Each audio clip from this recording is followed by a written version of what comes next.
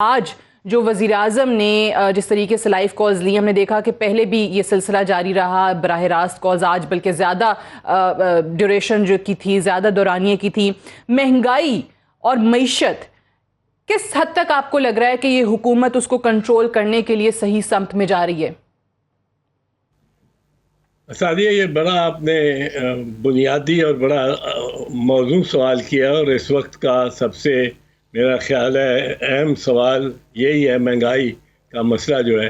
پر آپ کی اجازت سے بڑی مختصراً دو باتوں پہ میں ذرا دو موضوعات پہ دو چار جملے کہہ لوں گا.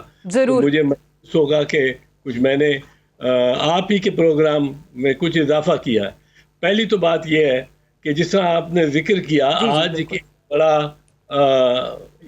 ایسا دن ہے جس کو ہم یاد کر کے دکھی بھی ہوتے ہیں، غصہ بھی آتا ہے، اور وہ ہے کہ آج کے دن شہید ذوالفقار علی بھٹو کو پھانسی دی گئی تھی، جو کہ پاکستان کے پہلے منتخب وزیر اعظم تھے، اور سارے بر صغیر میں قداور ترین شخصیات میں سے تھے، ساری دنیا کے اہم ترین افراد میں سے تھے. وہ ان کی ایک ویژن تھی، ویژن ان کی ساری اسلامی دنیا نے اس کو اپنا لیا تھا، ان کی ویژن کو، اور ان کو تسلیم کر لیا تھا کہ وہ قیادت کر سکتے ہیں اسلامی دنیا کی. اور انہوں نے اسلامی دنیا کے تحفظ کے لیے نیوکلیئر پروگرام بھی دیا، اور بے انتہا کام کیے غریبوں کے لیے، مزدوروں کے لیے، اور آج کے دن ان کو شہید کر دیا گیا، جس کا بڑا دکھ اور افسوس ہے. دوسری بات ذرا اچھی ہے، میں سمجھتا ہوں، پر وہ مجھے آج بڑی اس میں اطمینان ہوا ہے. وہ میں ان کی جماعت میں نہیں ہوں اور وہ حکومت کی جماعت میں ہے، پر جو فواد چودھری وزیر ٹیکنالوجی نے آج پھر یہ اعلان کر دیا کہ عید فلانے دن اور جو چاند فلاں دن نظر آئے گا. اور یہ جو ملا لوگ ہیں جو 20 کا جا کے وہ اس پہ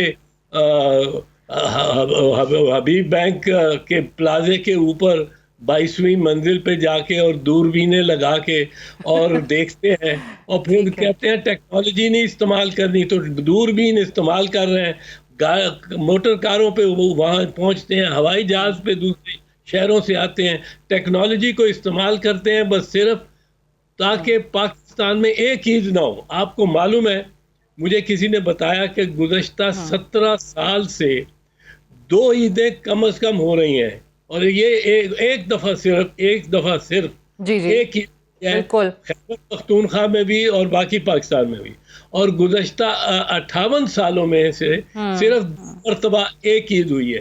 اور یہ اوپر جا کے کیا ہمیں انڈیا دیتے رہے ہیں؟ ان کو اگر شہادت ملتی رہی ہے خیبر پختونخوا سے تو یہ رد ہی کرتے رہے، کیونکہ خیبر پختونخوا اپنی عید مناتا رہا، ہم اپنی عید مناتے رہے. انہوں نے 2 پاکستان تو یہ بنا رکھے تھے. بالکل صحیح ہے، بڑا المیہ ہے، 2 عیدیں ہوتی ہیں ملک میں. اور میں مبارکباد تو آپ فواد چودھری کو کریڈٹ دیتے ہیں؟ فواد چودھری کو یہ کریڈٹ دیتا ہوں کہ اس نے یہ ٹیکنالوجی کا مسئلہ ہے، سیدھا سائنس کا مسئلہ ہے. سارے عالم اسلام میں ایک وقت پہ یا عالم اسلام کے مختلف حصوں میں ایک وقت پہ ایک نماز ہو سکتی ہے، اور اس سے بڑی برکت پڑے گی اسلامی دنیا اور اسلام مسلمان قوم میں. تو یہ 2 باتیں تو میں کرنا چاہتا تھا آپ کی اجازت سے. بالکل صحیح. اب رہی بات، نہیں، بہت اچھا کیا آپ نے یہ دونوں چیزیں جن کا ذکر کر دیا. بلکہ بھٹو صاحب کی برسی کے حوالے سے تو مزید آگے جا کے میں آپ سے اور بھی سوالات کرنا چاہوں گی پروگرام میں، لیکن ذرا وہ مہنگائی والے ایشو پہ آ جائیں. حکومت کی جو ڈائریکشن ہے معیشت کے حوالے سے، بلاول صاحب بھی بات کر رہے ہیں، آپ کی پارٹی کے چیئرمین ہیں، باقی جماعتیں بھی بات کر رہی ہیں. آپ کو کیا لگتا ہے کہ جو آج وزیر اعظم نے کہا ہے کہ ابھی بھی نہ گھبرائیں کیونکہ ہم لگے ہوئے ہیں، کام کر رہے ہیں، گھبرانے کی اجازت آج بھی انہوں نے نہیں دی عوام کو؟ گھبرانے کی طاقت کی اجازت تو وہ کیا دیں گے، کیونکہ حالات تو لوگوں کے بس سے باہر چلے گئے، بالکل باہر چلے گئے. اور اس قدر مہنگائی ہے، لوگ خودکشیاں کر رہے ہیں، لوگ اپنے بچوں کو مار کے خود پنکھے کے ساتھ اپنے آپ کو ٹانگ کے اور خودکشی کر رہے ہیں. بڑی نہروں میں مائیں اپنے بچوں کو پھینک کے پیچھے ان کے چھلانگ لگا کے ڈوب رہی ہیں. تو یہ حالات تو بہت بگڑے ہوئے ہیں. یہ وزیر اعظم صاحب کا کہنا صرف کہ جی آپ فکر نہ کریں, گھبرائیں نہیں, یہ تو ان کے لیے کوئی, ان کو اس کے لیے باقاعدہ پروگرام بنانا کرنا پڑے گا. دیکھو پیپلز پارٹی نے ایک پروگرام دیا تھا جو کہ بڑا مقبول بھی ہوا اور دنیا میں تسلیم کیا گیا. مثال کے طور پہ وہ بے نظیر انکم سپورٹ پروگرام جو تھا, اس میں ایک پاورٹی ایلیویشن کے آنسر تھا, جو آپ کے خزانے میں ساکت وہ تو ابھی بھی چل رہا ہے. ڈاکٹر ثانیہ نشتر چلا رہی ہیں, وہ چلا رہی ہیں, نام تبدیل ہو گیا بس. نہیں, میں یہ کہہ رہا ہوں کہ اس وقت تک اس میں بہت سارا اور کچھ آ جانا چاہیے تھا. 5 سال اس میں گزرے ہیں نواز شریف کی حکومت کے, 5 سال یہ 3 سال ان کے ہو گئے ہیں تقریباً. جو عمران خان ہے 8 سال کے اندر اس میں نئی جہتیں آنی چاہیے تھیں, نئے پروڈکٹس آنے چاہیے تھے, نئے طریقے سے عورتوں کی جو کمائی ہے اس میں اضافے کے اور ان میں ہنر کے. بٹ آپ کو یاد ہے جب یہ حکومت آئی, ڈاکٹر ثانیہ نشتر نے پھر عوام کو بتایا, ایک لمبی فہرست انہوں نے بتائی, پتہ نہیں ہزاروں لاکھوں لوگ تھے جو پیپلز پارٹی کے ٹائم پہ جو ڈیزرونگ نہیں تھے ان کو وہ پیسہ جا رہا تھا. کچھ سرکاری ملازمین تھے, ان کے نام تھے, ان کی فیملیز, ان کے خاندانوں کے نام تھے, اور وہاں پہ وہ امداد جا رہی تھی. جو ڈیزرونگ لوگ ہیں ان تک پہنچ نہیں رہی تھی. بہت بڑی تعداد میں وہ ایک فہرست جاری کی گئی تھی ان کی. جی بالکل بجا, بالکل آپ نے بجا کہا, اور ثانیہ نے یہ کہا تھا اور فہرست بھی دی تھی. اور ہمارے ہاں بدقسمتی سے یہ پارٹی کو چھوڑ دیں, پارٹی پیپلز پارٹی پاور میں ہو, نواز شریف پاور میں ہو, عمران خان با اقتدار ہو, ہماری بیوروکریسی میں بھی ایسے ایلیمنٹس اتنے زیادہ ہو گئے ہیں. آپ کا ایک انتقال 2 مرلے کی زمین کا نہیں ہو سکتا جب تک آپ پٹواری کو پیسے نہ دیں. آپ موٹر سائیکل پہ بغیر لائسنس کے, بغیر نمبر کے دنیا میں پھرتے رہے, سارے شہر میں پھرتے رہے, آپ کا چلان نہیں ہوگا اگر آپ نے پیسے دے رکھے ہیں. تو یہ تو رشوت کا تو بہت ہی گھناؤنا ہمارے ہاں.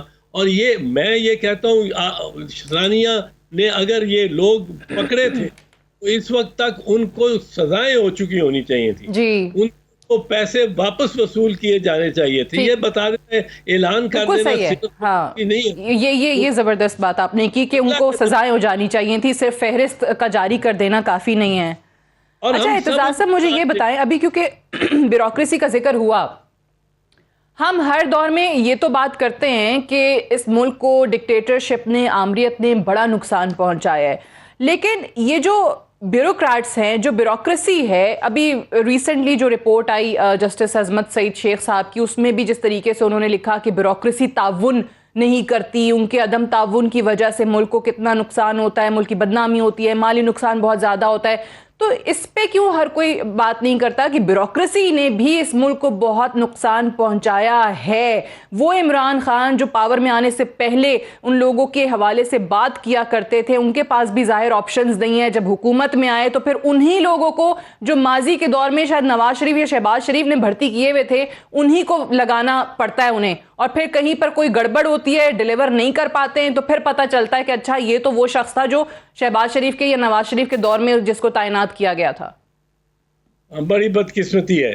میں آپ کو بتا سکتا ہوں کہ میں جب وزیر داخلہ تھا اور بی بی شہید کی پہلی حکومت میں وزیر قانون بھی تھا, وزیر داخلہ بھی تھا, اور ہم اس طرح پھرتے تھے سیکریٹریٹ میں یا اسلام آباد میں جس طرح ہم کوئی ہمارا قد 5.5 فٹ ہے, اور جو گریڈ 22 کا سیکٹری ہمارے ماتحت ہے اس کا قد 7.5 فٹ ہے, اور وہ بھی اسی طرح پھرتے چلتے تھے.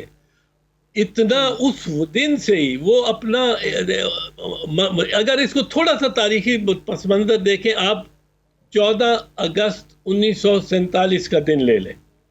14 اگست 1947 کو سمجھا تو یہ جاتا ہے, کہا تو جاتا ہے ہم آزاد ہو گئے. اس رات میں ایسا کوئی جادو ہوا, کوئی ایسا سوئچ آن ہو گیا کہ لوگ جن لوگوں نے 13 اگست کو برطانوی جھنڈے کو سلوٹ مارا تھا, انہوں نے چونکہ 14 اگست کو پاکستان کے جھنڈے کو سلوٹ مار دیا تو اس لیے آزادی ہو گئی, ہم آزاد ہو گئے, اور یہ وہ ہمارے ماتحت ہو گئے. وہ جو انگریز کے افسر تھے جو ہمارے ماتحت نہیں تھے, انگریز کے افسر ہمیں ماتحت رکھنے کے لیے, ساری افسر شاہی کا مقصد یہ تھا کہ نو آبادیوں میں اور کالونیز میں جو نیٹیوز ہیں, جو وہاں کے مقامی لوگ ہیں, ان کو دبا کے اور برطانوی راج کے زیر رکھا جائے. یہ اب 13 اگست اور 14 اگست کی ایک رات میں کوئی فرق پڑ سکتا تھا؟ ان کا ذہن آج تک وہی ہے. ان کے لیے اسپیشل اکیڈمیز ہیں, ان کے لیے اسپیشل کورسز ہیں, ان کے لیے اچھا پھر ان کے لیے یہ ان کو جس طرح انگریز والا نصاب ہے وہی نصاب چل رہا ہے کہ انگریز یہ چاہتا تھا اپنے سلیکٹ کیے ہوئے بابوؤں کو یہ ان کے ذریعے یہ سوچ پھیلائے کہ جو مقامی لوگ ہیں یہ حکمرانی کے قابل نہیں ہیں. اس لیے انگریز نے 200 سال یہاں لگایا.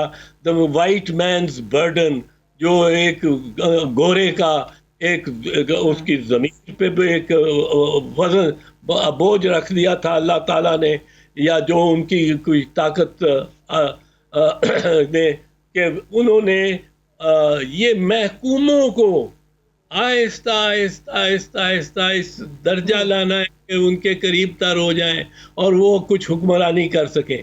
لیکن یہ کرنا کس نے ہے؟ یہ اس بیوروکریسی نے کرنا ہے. وہ آئی سی ایس والے لوگ, وہ انڈین پولیس سروس اور میجسٹریز پولیس سروس اور سول سروسز, ان کا مقصد یہ تھا. اور جو ان کے ریونیو سائڈ پہ تھے, مالیاتی ادارے جو تھے, جن میں نیچے پٹواری ہے, اس نے مالیہ جمع کرنا ہے, اس نے وہ رقم جمع کرنی ہے, اس نے وہ فصل جمع کرنی ہے. وہ بھی ان کا بھی مقصد یہی تھا کہ یہ ان نیٹیو سے, مقامی لوگوں سے چھین کے, اور ہم مینچسٹر میں جا کے مل جو لگی ہے کپاس ہماری را کاٹن, وہاں جا کے اور وہاں دو. تو یہ سارا نظام ہی ایسا تھا. نظام میں نے تبدیلی نہیں لائی, کوئی تبدیلی مائنڈ سیٹ آج بھی وہی ہے, وہ تبدیل نہیں ہوا. وہ نظام, وہ سسٹم کا حصہ یہ لوگ آج بھی اسی سے ہیں.